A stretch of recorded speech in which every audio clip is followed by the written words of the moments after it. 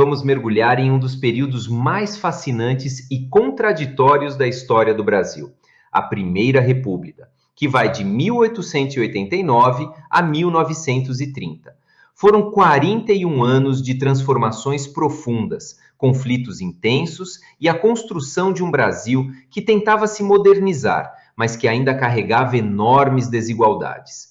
Preparem-se para conhecer os bastidores dessa república que nasceu sem o povo. Vamos lá! Antes de tudo, precisamos entender a diferença fundamental entre monarquia e república. Na monarquia, o monarca exerce o poder de forma vitalícia e hereditária, ou seja, ele governa até morrer e passa o poder para seus descendentes. O monarca simboliza a unidade nacional e a estabilidade. Já a república, do latim res publica, que significa coisa pública, é totalmente diferente. O poder emana do povo, que elege representantes para mandatos temporários visando o bem comum. Vejam essa obra de arte, A Alegoria da República, pintada por Manuel Lopes Rodrigues em 1896. Inspirada na Mariana Francesa, ela é a representação feminina do regime republicano brasileiro, simbolizando liberdade, modernidade e a ruptura com a monarquia. Reparem nos símbolos: a esfera armilar, a cruz da Ordem de Cristo, as 19 estrelas de prata representando as províncias do Império e os ramos de café e fumo, as riquezas do país. Mas atenção, a República Brasileira não foi exatamente democrática como parece. Dois conceitos são essenciais para entender esse período. Oligarquia, do grego governo de poucos, é um sistema político onde o poder é exercido por um pequeno grupo pertencente à mesma família, partido ou elite econômica. E o coronelismo foi o sistema político que dominou a Primeira República. Era caracterizado pelo controle local exercido por grandes proprietários rurais, os famosos coronéis, sobre o eleitorado. Esse sistema baseava-se no clientelismo, no voto de cabresto e na violência de jagunços para garantir a eleição das oligarquias. Era uma república, mas sem democracia de verdade.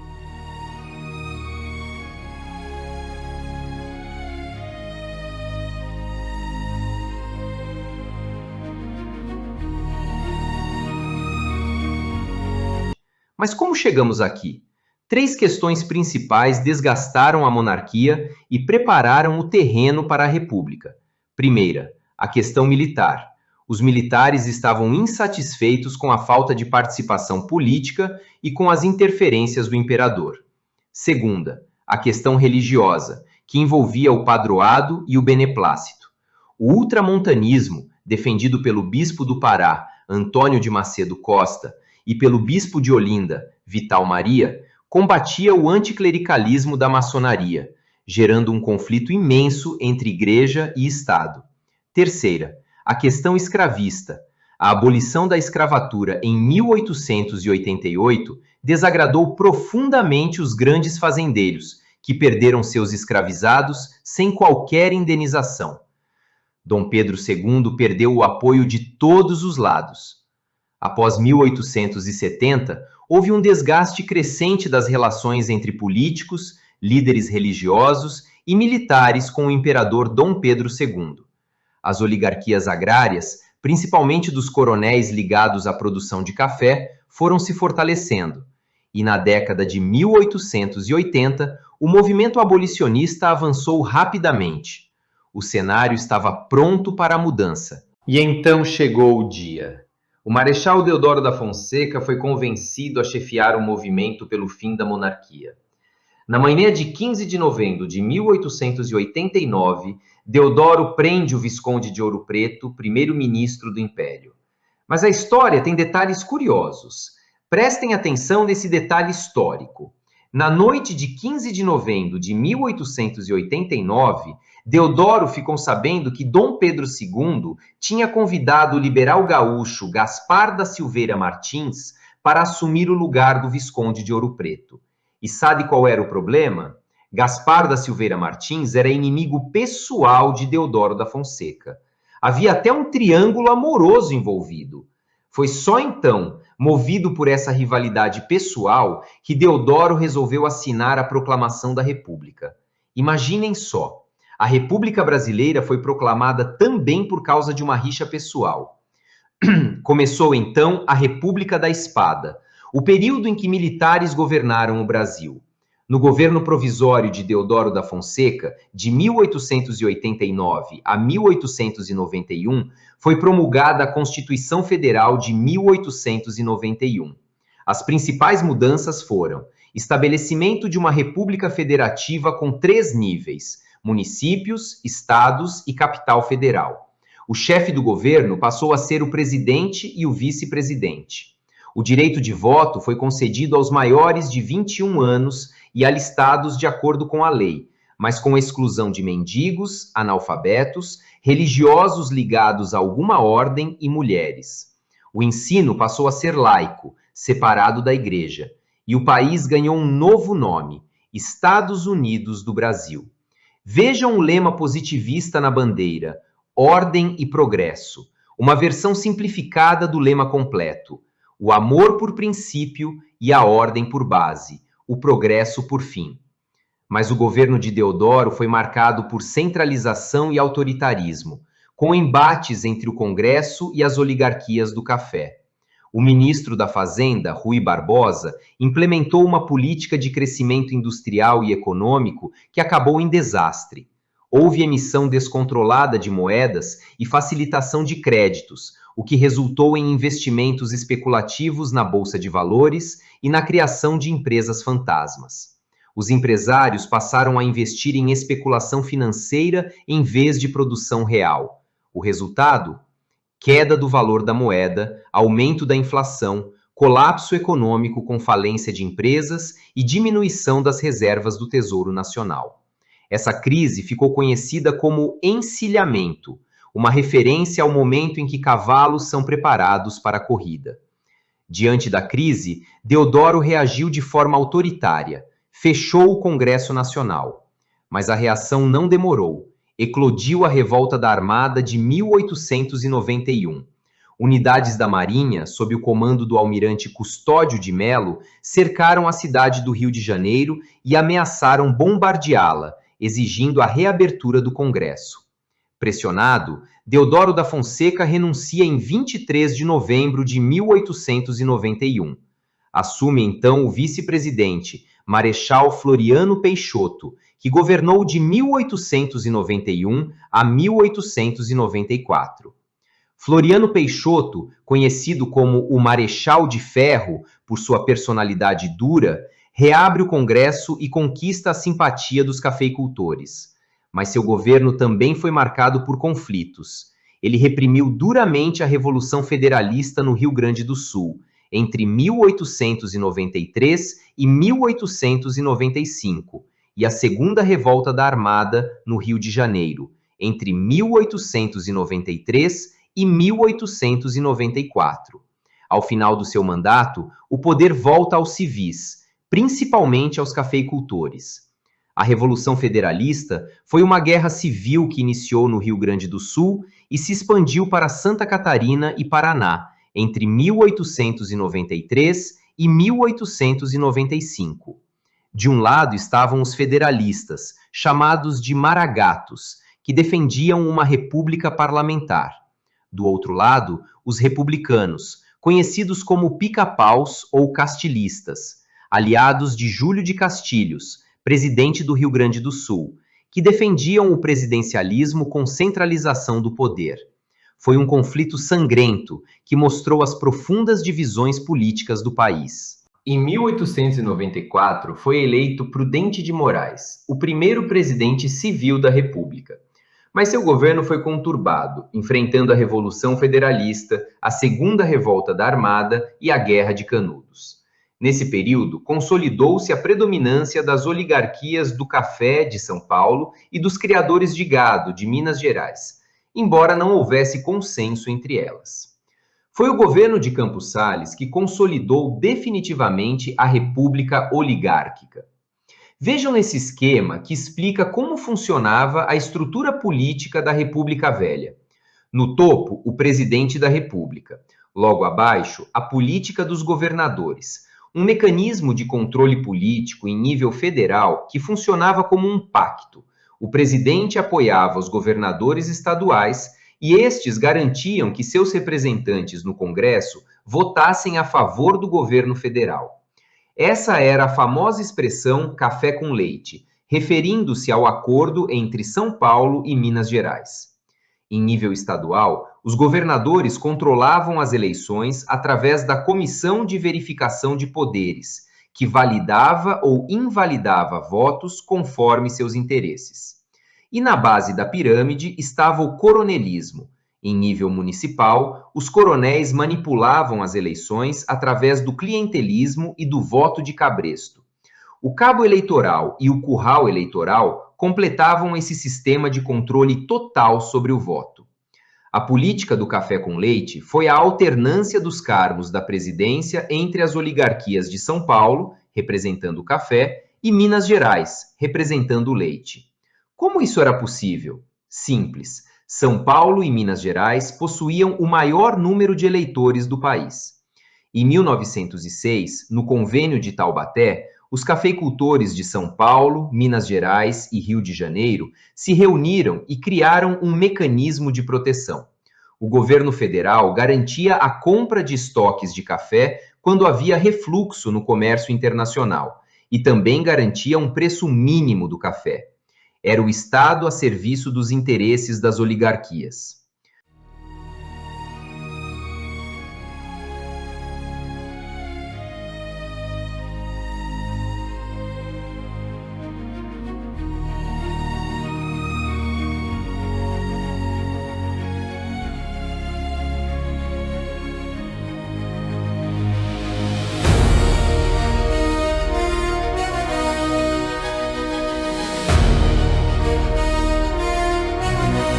Agora vamos falar de um dos episódios mais trágicos da nossa história.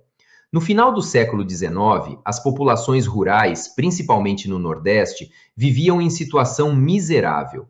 O modelo econômico baseado na monocultura, no latifúndio e em técnicas rudimentares de produção gerava um cenário de disputas pela posse da terra, coronelismo, influência excessiva da igreja, abandono político e marginalização econômica. Nesse contexto, surge um Messias, Antônio Vicente Mendes Maciel, conhecido como Beato Antônio Conselheiro. Ele ajudava os sertanejos, dava conselhos, construía igrejas, cemitérios, casas e açudes.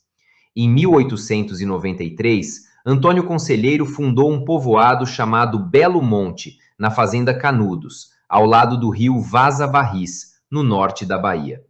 Era uma organização comunitária, onde tudo que era produzido era distribuído de forma igual entre todos.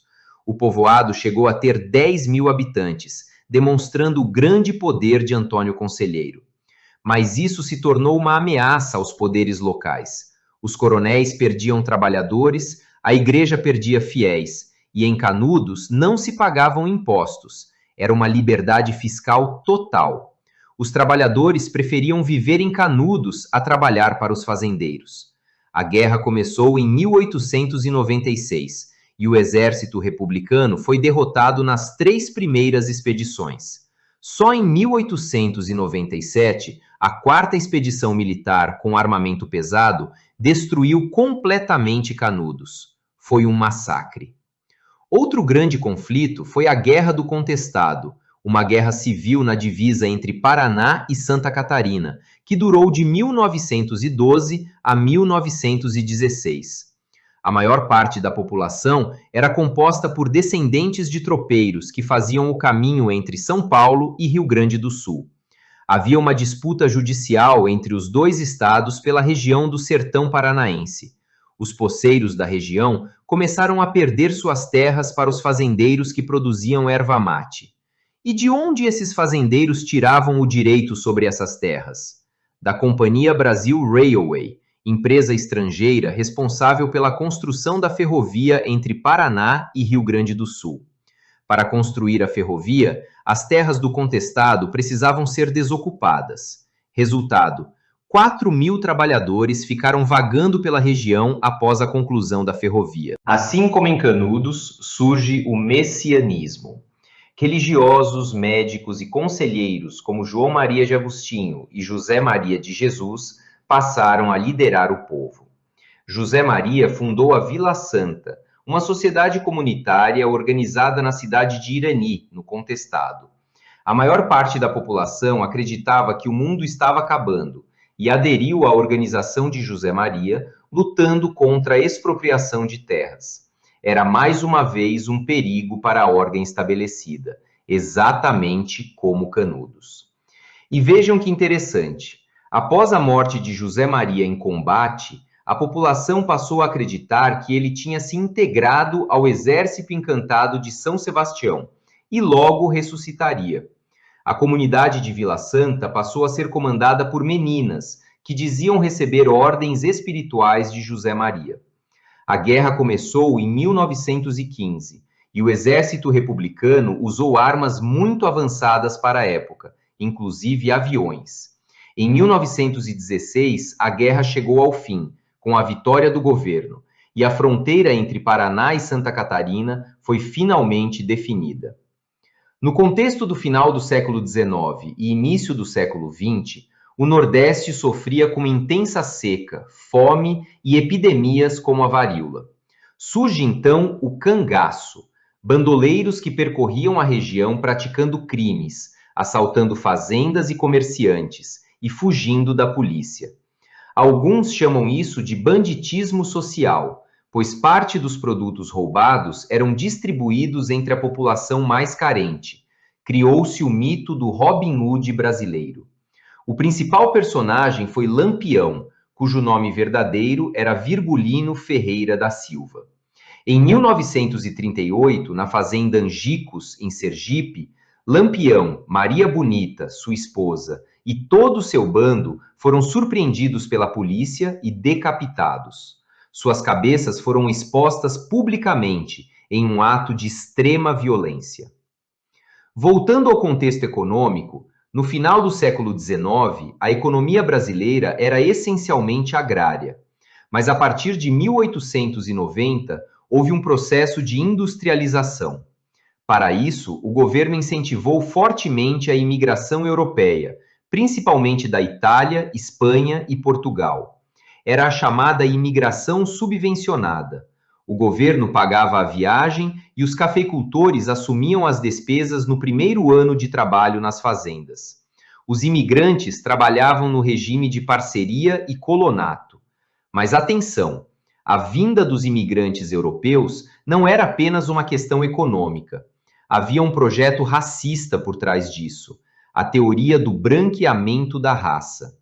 A elite brasileira acreditava que, trazendo europeus brancos, a população brasileira seria melhorada através da miscigenação. Era literalmente um projeto de nação para os brancos, que excluía e marginalizava a população negra recém-liberta. As cidades se desenvolveram principalmente pela influência e poder dos cafeicultores, que fizeram investimentos urbanos para proporcionar conforto às suas famílias. A cultura urbana assimilava os padrões europeus, mas essas benesses eram direcionadas exclusivamente às elites. As populações mais carentes eram marginalizadas e viviam em cortiços superlotados e insalubres. Em 1904, o médico higienista Oswaldo Cruz impôs a vacinação obrigatória contra a varíola no Rio de Janeiro. Os agentes higienistas invadiram casas, expulsaram pessoas de suas moradias em nome da modernização forçada, a chamada europeização da cidade. A população se revoltou. Houve uma verdadeira batalha campal durante 10 dias nas ruas do Rio de Janeiro. Era a revolta da vacina, uma mistura de resistência à imposição autoritária e de descontentamento com as reformas urbanas que expulsavam os pobres do centro da cidade. A maioria dos operários era composta por imigrantes. Os afrodescendentes eram raros nas fábricas devido ao racismo. Não havia legislação trabalhista e as condições de trabalho eram terríveis. Surgiram então as sociedades beneficentes, com influência do anarcossindicalismo, que promoviam auxílio mútuo em caso de doenças e acidentes. No início do século XX, surgiram os sindicatos, lutando contra baixos salários e longas jornadas de trabalho. A greve geral de 1917 paralisou São Paulo, mas foi duramente reprimida com violência e prisão dos sindicalistas. Em 1922, foi fundado o PCB, Partido Comunista Brasileiro, trazendo as ideias socialistas para o país. E os recém-libertos?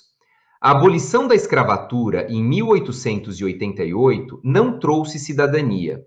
Os ex-escravizados não possuíam direitos de cidadania, trabalhavam para fazendeiros quase a troco de nada, e os poucos que conseguiam trabalho nas cidades eram vítimas de intenso preconceito. Na Marinha, ocupavam apenas os cargos mais baixos e eram tratados com extrema violência. E foi justamente na Marinha que explodiu a Revolta da Chibata. Em 22 de novembro de 1910, liderados pelo marinheiro João Cândido, o Almirante Negro, os marinheiros tomaram as embarcações e se amotinaram, ameaçando bombardear a cidade do Rio de Janeiro. O objetivo era simples: por fim às chibatadas, aos castigos físicos humilhantes. O presidente Hermes da Fonseca acatou a reivindicação e prometeu anistia, mas não cumpriu sua palavra. Vários líderes foram deportados para o Amazonas em condições desumanas e outros foram assassinados na Ilha das Cobras, no litoral fluminense. João Cândido sobreviveu, mas foi perseguido e marginalizado pelo resto de sua vida.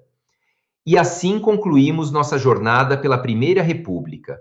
Conhecemos uma república que nasceu sem o povo, dominada por oligarquias e coronéis, marcada por conflitos sangrentos como Canudos e Contestado, por revoltas populares como a da vacina e da chibata, e por um processo de modernização que excluía a maior parte da população.